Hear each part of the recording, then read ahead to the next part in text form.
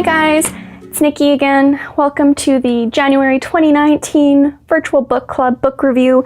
Today I will be reviewing 99 Red Balloons by Elizabeth Carpenter.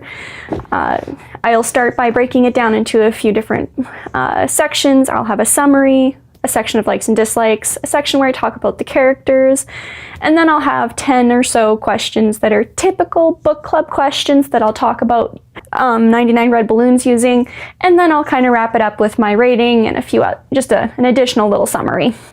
Just a reminder guys, with the 99 Red Balloons book review, I will be doing a spoiler-filled version. There will not be a spoiler-free one, just because I'm doing this as a book club book review, so I'm operating under the assumption that the people that watch this one will have read the book. So to begin, I will start with my opening summary. The story itself is two different timelines. It is a modern timeline where 8-year-old Grace goes missing. She was last seen at a candy store and her family is very frantic, and as the kind of expected family drama starts to unfold as the story develops. The other timeline is Zoe, who starts off kind of as an unnamed girl. She's kidnapped, although this is several decades ago, a few decades ago, not several. What I really liked with this was that the story's told in tandem using these two multiple perspectives, and the storylines mirror each other, making it very easy to follow. They just take place at different times, and the two timelines, although they take place at different periods of time, they end up more related than they seem at the beginning. And a lot of that has to relate to the family drama that unfolds as the story develops. So that wraps up kind of my opening summary. I will move forward and talk about my likes and dislikes. The first thing I'm going to touch on is the multiple perspective use. I actually found this really good for the story, and it helped move the plot forward very well, and the characters were really fleshed out because they were able to kind of switch between the perspectives, and allowing the story to play out like this allowed the characters to develop really nicely. The only thing that I found kind of as a negative is that it touched on each individual's kind of fallout from the trauma, but it didn't give you kind of an overall picture. And while that is like a little bit of a negative, really, it played well into fleshing out the characters, so it wasn't that big of a deal. And the multiple perspectives that we did deal with was the unnamed girl's perspective, who eventually becomes known as Zoe. We have the kidnapper's perspective, both past and current. We have Steph's perspective, and I consider Stephanie to be kind of the main character in this story. We do get the most of her perspective. And then the other perspective we see a lot of is Maggie's. And Maggie is the grandmother of the girl who was kidnapped a few decades ago. They all played really well, and like I said, I really enjoyed how it bounced between the different perspectives, allowing the characters and the stories to flesh out really well. Next, we move on to how the stories are mirrored. You start with the two kidnappings, obviously, and the perspectives we deal with there are Maggie and Zoe with the first kidnapping, and the other one that we have is Emma and Grace, although this one is dealt with more from Stephanie's perspective. So a bit of an outside perspective, but still close to the family. You also dealt a little bit with dysfunctional families, a little bit with Emma and Matt, and kind of the relationship with the mother Catherine, the relationship with Matt and Emma, and although the relationship with the daughter Grace seemed to be pretty good. And the things I liked about this is that it allowed for the character development to occur, although it was done usually in crisis moments, which is to be expected. This is a traumatic event. The crises are going to be where the characters develop because that's what the story's based around. The other thing I really liked with the mirrored stories is that it did display various mental illnesses and kind of a different range of the seriousness of them. And the mirrored stories and the multi-perspective really allowed for the cyclicality of the situation to be emphasized. They used flashbacks for this, and like I said, the multi-perspectives helped here as well, just really showing how, as different as the situations were, there's just this cycle of trauma that is explored in both situations. The next thing is the entertaining story. Entertaining is not necessarily a great word, because the story was engaging.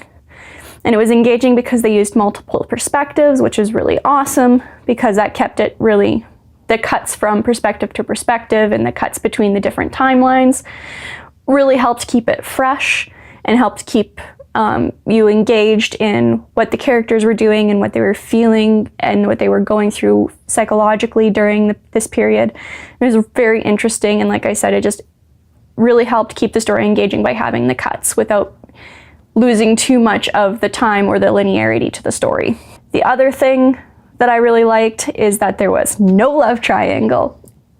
At first I thought they were suggesting a love triangle and I was getting a little disappointed, but once the story started developing and the characters became more fleshed out and their interactions became deeper and more detailed, I really appreciated the fact that Matt and Stephanie did not have a love triangle with Emma, who's Matt's wife and Stephanie's sister.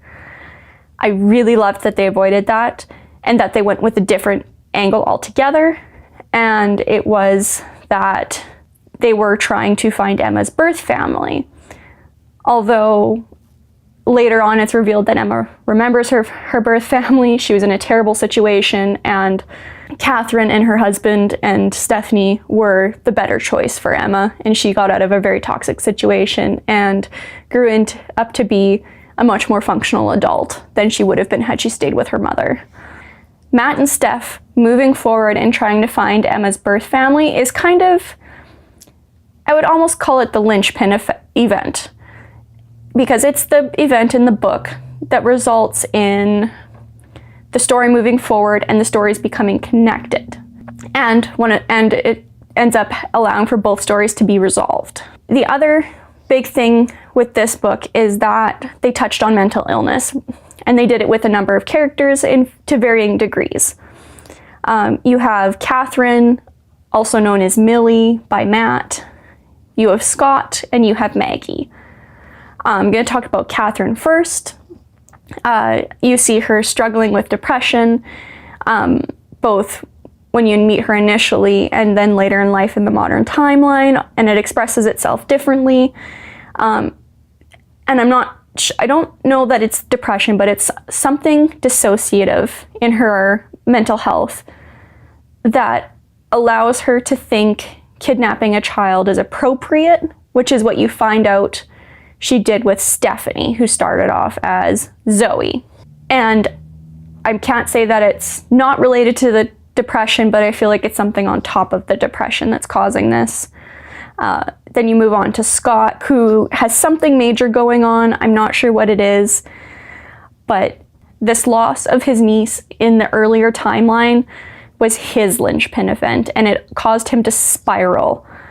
And this spiral led to dissociation, it led to addiction, it led to other mental health issues that resulted in an estrangement from his family, which is really unfortunate because they would have been the support system he probably needed at the time. And then we move on to Maggie.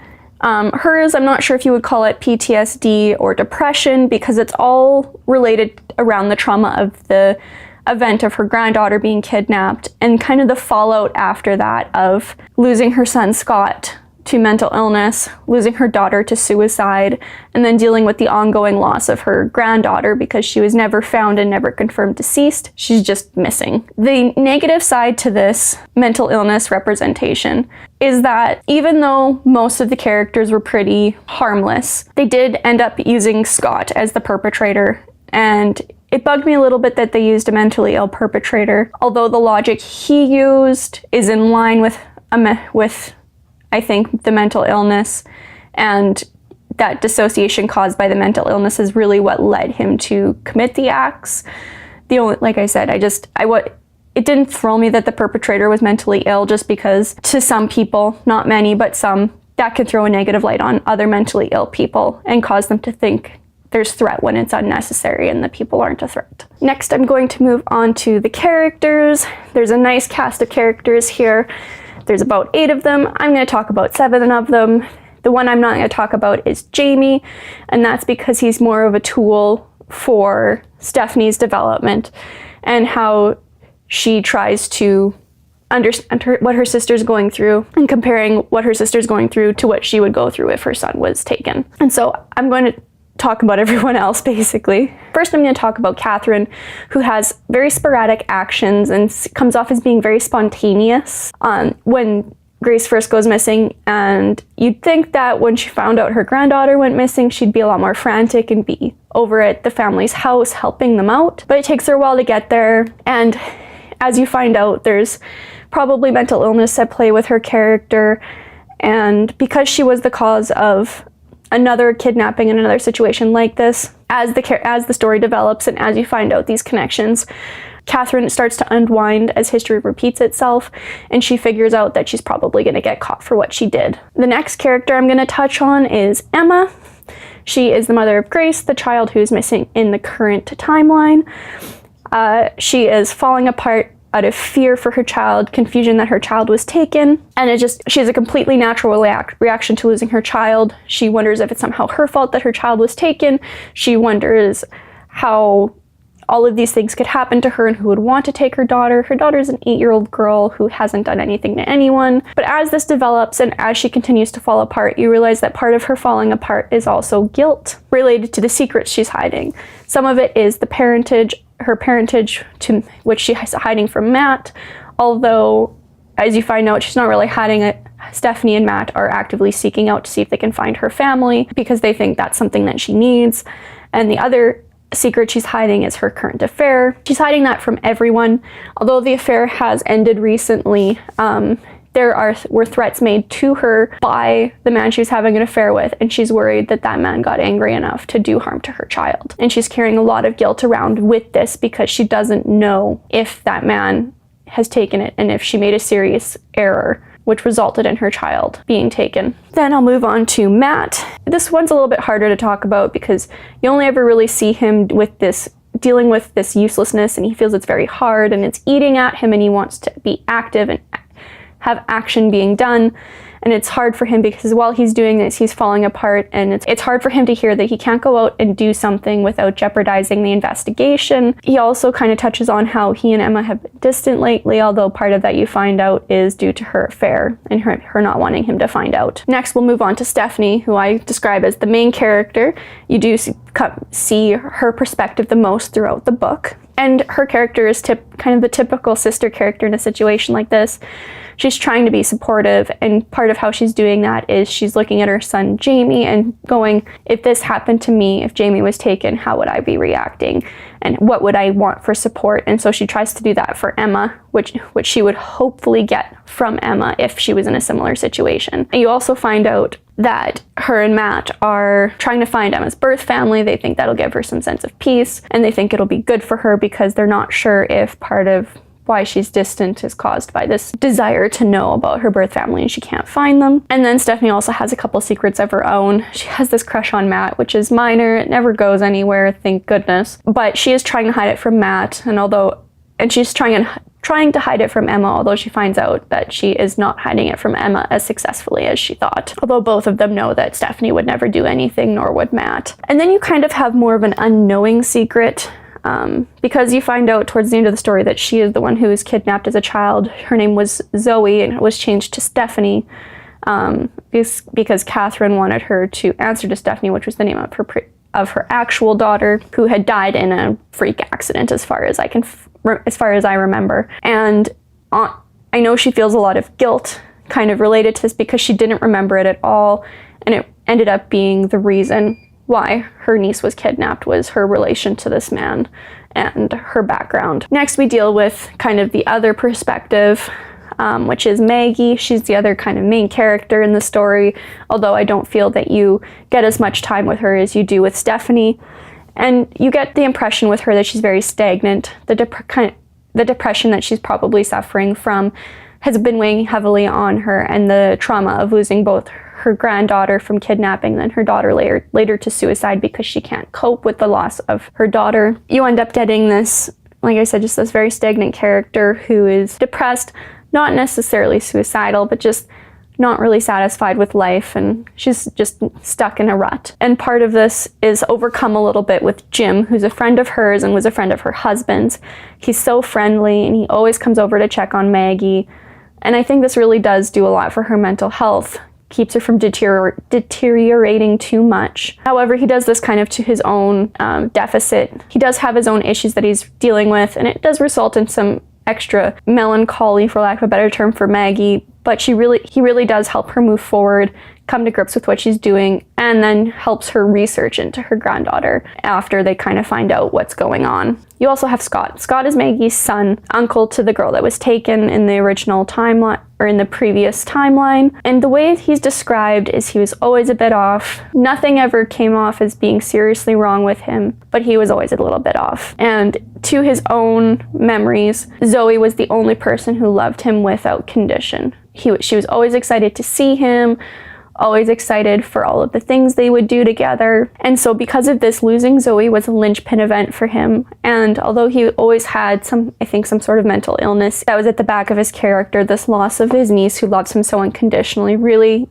caused him to spiral. And this resulted in kind of this estrangement from his family, addiction issues, which caused the estrangement. And I think it caused his dissociation from reality. I don't know how you would otherwise explain his actions, other than that he dissociated from reality, and that's why he thought it was a good source of revenge. And that revenge is really just wanting to hurt Zoe's captors, and he doesn't really understand that by hurting someone who wasn't an active part of it, he's not really applying as much hurt to this captor or kidnapping engineer as he thinks. And the issues that he's causing with, as we later find out, is Catherine, are really based on her own mental illness. And they both just kind of unwind as the story unfolds and things come closer to an end. And that's really it for characters and all what I wanted to talk about them. I didn't really want to weigh in one way or another whether or not I liked them. I do address that in a few minutes here with some of my questions. So moving on to kind of my last part of this review, I have 10 typical book club questions regarding the book. I may do the same questions every time or switch them up, I'm not sure yet. For this book, the first question is, what was your initial reaction to the book? I kind of had, I would say, a more compassionate response. When you read the first couple chapters and get a sense of both kids being kidnapped and kind of the immediate impact it's having on the families, my heart really went out to them. And although I was suspicious of a few people, the way it ended up unfolding was very different than what I was expecting. And just that initial reaction, the book really hooked me by manipulating my emotions to get me attached to the characters and the situation. And I really enjoyed that. Question number 2, is the story plot-based or character-driven? This one I would have to say is character-driven. And I would say that largely because of how it was written and how they used multiple perspectives to explore the situation.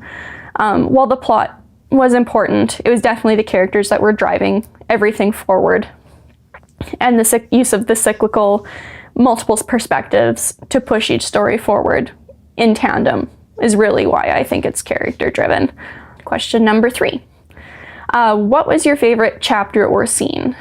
For me, my favorite scene was when Maggie is told that they think her granddaughter is still alive, and they have the picture to back it up and say, like, this looks like your daughter, we think it's your granddaughter. And all this other research that her son-in-law does, who was married to her daughter when her granddaughter went missing, is the one who kind of plays out all the research and shows her, like, I'm very certain that this is who it is, and I've gone to the police to talk to them about it to see if we can figure it out. And that was my favorite scene, just the beginning of the closure. Question number 4, was the setting unique? Could it have taken place anywhere? This one's hard. The setting wasn't necessarily unique, but because it took place kind of in the UK and then in continental Europe, it was unique enough that I think it would be hard for it to take place in another location, just because if it took place in, say, in the United States, you would be crossing state lines, but you wouldn't be crossing country boundaries. And I think that would have resulted in the child that was initially taken to be found earlier. And because they were crossing country lines, I really do think that when Zoe was initially kidnapped, that allowed for them to disappear more effectively. And like I said, I really do think part of that is because they were crossing country boundaries and not, say, like a state or provincial line. So while the setting wasn't unique, it was very specific to the situation that we encountered in the book. It would have been much harder, I think, to disappear if you weren't able to cross country lines or it took much longer to cross the country boundary. Question 5. How did the characters change throughout the story? Did your opinion of them change? The characters, I wouldn't necessarily say that they changed phenomenally throughout the story. They definitely became more developed and fleshed out, which was nice. Overall, my opinion didn't change much of many of them. My opinion of Maggie and Stephanie stayed pretty stagnant throughout the whole book, which is to say it was positive, but there wasn't a whole lot extra. My opinion didn't change of them a whole lot. My opinion of Matt and Emma did change a bit, and that had more to do with who they were. As I found, like, the more you found out about them, the more I kind of disliked their personalities, which is a sign of, I think, good writing. You can't whether or not I love the character is not important, but if you can make me hate a character, I always give you props because I feel like that's a lot harder. And my opinion of Catherine, I was always uneasy about her, but I just thought that she was like a drunk and just not caring. I couldn't have guessed how the story would have unfolded when I first started it. And by the end, she was the lowest of the low. Like, I could not believe that she thought that was appropriate. Same thing kind of with Scott, just like, although I feel bad because they're clearly suffering from some mental illness issues, I can't believe that someone would take a child like that. And people who commit crimes against children are just the worst. And that'll move me on to the next question, question 6. How did the structure affect the book? This is a question that I always hated getting in high school in English, but I feel this one is very appropriate for this book because the way it's written, using the multiple perspectives, was so effective. And I think it resulted in me enjoying the book a lot more than if it was from a single person's perspective or from an outside perspective watching. The multiple perspectives made the trauma more relatable, the characters more relatable, and it allowed the story to develop more naturally. So for me, it affected the book in a positive way. Next, we move on to question 7. Which character did you relate to the most and why? I would have to say Stephanie, and honestly, it's not because I felt any deep bond with her, aside from us getting to see her the most. We did deal with her perspective a lot, and because of that, I felt like her character was a lot more relatable to me just because you got more time and you got to know her better, and that created a bond with you. Moving on to the next question, question 8. How did you feel about the ending? What did you like, dislike, or would you change anything? I actually really enjoyed this ending. It wrapped everything up nicely without having like the gooey, sickeningly sweet, perfect ending, which I really liked because it really reflected the trauma of the event, what the families went through. The only thing I disliked is that it was a little bit open-ended, not so much in that everything that was at issue wasn't resolved, because it all was. Scott was dealt with, Catherine was dealt with, Stephanie's past was dealt with, Emma's past was talked about. It's more that I would have liked a little bit more closure with Stephanie and her family. They end with this potential for such a good reunion, and I would have liked to have seen some of it, and because it wasn't written in, the author really felt like that was more private moment, so we would end just before to kind of maintain a little bit of suspense. It wasn't bad, but I just would have liked to see a little bit more of that gooey, good ending that may have happened if we got to watch Stephanie meet the family. Anything that I would have changed, like I said, just that. And otherwise, I didn't really dislike anything with the ending. It was pretty good and wrapped everything up rather well. The loose ends that were left with intent and not because they didn't know how to wrap it up. That moves on to question 9. What was the pacing like? Was it too slow, too quick? I actually really enjoyed the pacing in this. Although it could drag a little bit in each chapter, they would cut to a new perspective, and that would reinvigorate the story and allow the pacing to pick up a little bit. And I did enjoy how it started off a little bit slower, and as it got closer to resolution, the pace picked up a lot, which was nice because it allowed for extra intensity with the drama of finding Grace, figuring out who Zoe was, and resolving kind of the issues within the families that were there.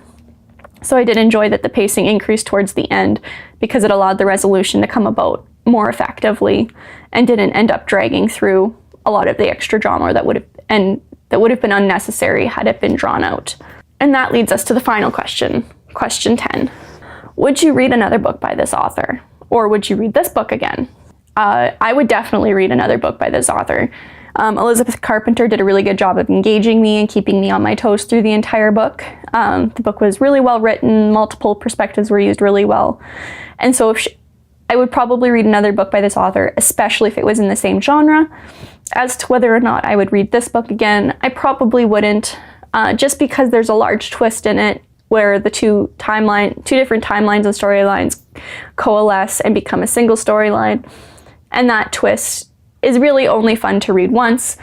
So I always find it a lot harder to go back and read a book over again when it has a twist like that, because knowing everything, the drama's a little bit less and the mystery's a little bit less, and I find reading it again like that is a little bit less enjoyable. But otherwise, yeah, no, like I said, I would definitely read a book by Elizabeth Carpenter again. I really enjoyed it, and I would highly recommend it to anybody who wants to read it or really enjoys the psychological thriller aspect. All right, so this is going to be kind of my wrap-up of this review. I'll show you the book again here. It was 99 Red Balloons by Elizabeth Carpenter. I would rate this as a 3.5 out of 5. The positives for me in this book were the effectiveness of the drama, the good use of perspective to drive the story, and that I didn't necessarily enjoy all the characters. Although I loved like Stephanie and Maggie and Jamie and Jim, I didn't necessarily enjoy Catherine, Emma, or Scott. But that to me is more an evidence of good writing than anything, with the author being able to make me both like and dislike characters because of how they're written. So it is a positive for me that I didn't enjoy all the characters. There's just a few little kind of negative issues with it that caused me to pull back and give this a 3.5 out of 5. The fact that they did use a mentally ill perpetrator, like I mentioned earlier, because of how the story's written and for the motivations of the character, it does kind of make sense that he's mentally ill, because the dissociation from reality, I think, is what allows him to commit this crime. However, the fact that the perpetrator was mentally ill was kind of a negative for me, because I feel like that can cast negative stereotypes upon people who have mental illness. The other thing is that, while minor, I found the twist a little bit transparent or telegraphed. Not that necessarily that it's a negative, but I always like being kept guessing up until the end, and this one I kind of figured out about halfway through the book, or halfway to the reveal. I had figured out this twist. So not a big thing, just kind of a minor thing. And the other thing is, although the pacing overall was really good, the pacing in the middle did drag a little bit. But like I said, it was kept from dragging too much by the cuts to the different perspectives. It was just, like I said, right before they started a lot of the resolution, I was hoping they would be gearing up a lot earlier with the resolution, and that caused the pacing to drag a bit in the middle for me. Overall, another minor issue, but an issue nonetheless that I wanted to address. So again, 3.5 out of 5 for 99 Red Balloons by Elizabeth Carpenter. This is the end of my first virtual book club book review. I hope you guys enjoyed it, and you tune in next month for my next review. First week of February, I will be releasing another book review, and there I will be announcing my next book of the month. All right, thanks guys. See ya.